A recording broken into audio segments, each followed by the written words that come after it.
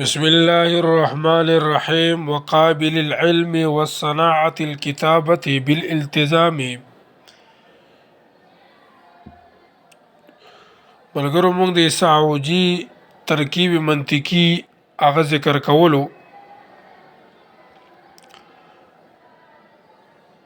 اوس د دې عبارت هغه ترکیب منطقي تاسو ته ذکر کوو. کله چې تاسو د عبارت ترکیب منطقي کوئ نو هغه په داسې نهج او په داسې نمط باندې کوئ.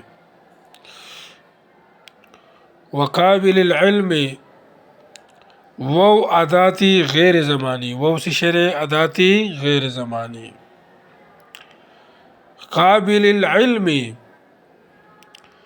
بتقدیر حرف جر متعلق است به محمولش مقدر که یدلو باشد. پوه پشوی سمیوی قابل العلم بتقدیر حرف جر متعلق است به محمولش مقدر کی یدلو باشد. بعض یدلو محمول به حمل اشتقاق، حمل ترکیبی، حمل هوزو ہوا. ضمیر درو مستتر موضوعات جزئی نزد متعارین و کلی نزد متقدمین. موضوع با معمول و متعلق معمول، قضیہ، حملیہ، ثنائیہ، شخصیہ محسوسہ نزد متاخرین و محملہ نزد متقدمین. خارجیہ بیتیہ غیر معدولہ محصلہ موجبہ. وہ پہ رسیدے کو پہ نہ رسیدے بیا ہوتا ہو گرے خواب. وہ عاداتی غیر زمانی، وہ عاداتی غیر زمانی. قابل العلم بتقدیر حرف جر متعلق است و محمولش مقدر کی یدلو باشد. بعض یدلو محمول به حمل اشتقاق، حمل ترکیبی، حمل وضو ہوا. ضمیر درو مستتر موضوعات جزئی نزد متعارین و کلی نزد متقدمین. موضوع با معمول و متعلق معمول، قضیہ، حملیہ، ثنائیہ، شخصیہ محسوسہ نزد متاخرین و محملہ نزد متقدمین. خارجیہ بیتیہ غیر معدولہ محصلہ موجبہ. وہ عاداتی غیر زمانی، وہ عاداتی غیر زمانی عاطفہ. صحیح شو. صناعت الکتابتی، صناعت الکتابتی بتقدیر حرف جر متعلق است به محمولش مقدر کی یدلو باشد. یدلو محمول به حمل اشتقاق، حمل ترکیبی، حملی وضو ہوا. ضمیر درو مستتر موضوعات جزئی نزد متعارین و کلی نزد متقدمین.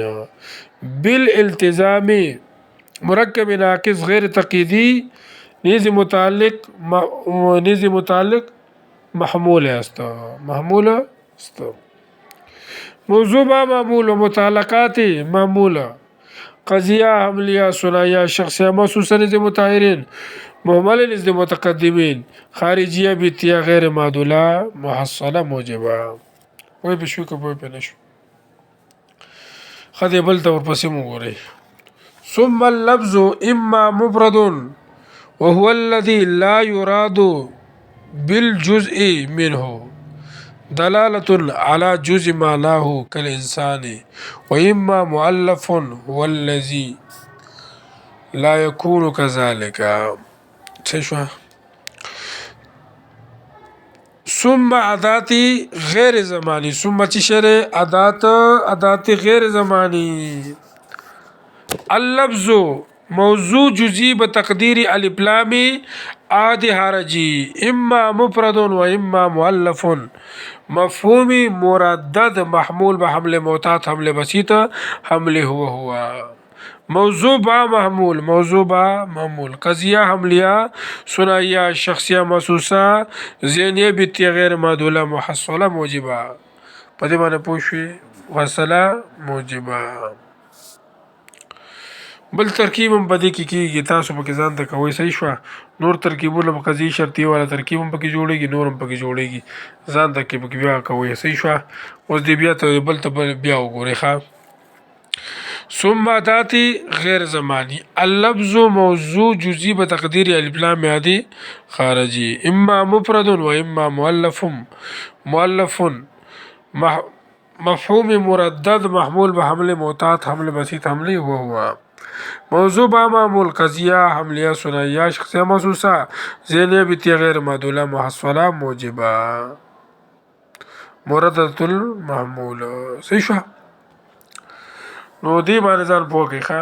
دغه نور پکې نور ترکیبونه پکې کېږي بیا پکې ځان له وکړئ. دا شرط تعظیم کې موږ ووایي په دې باندې پوه شوئ. داسې نورو کې موږ ترکیبونه کړي بار مو کړه.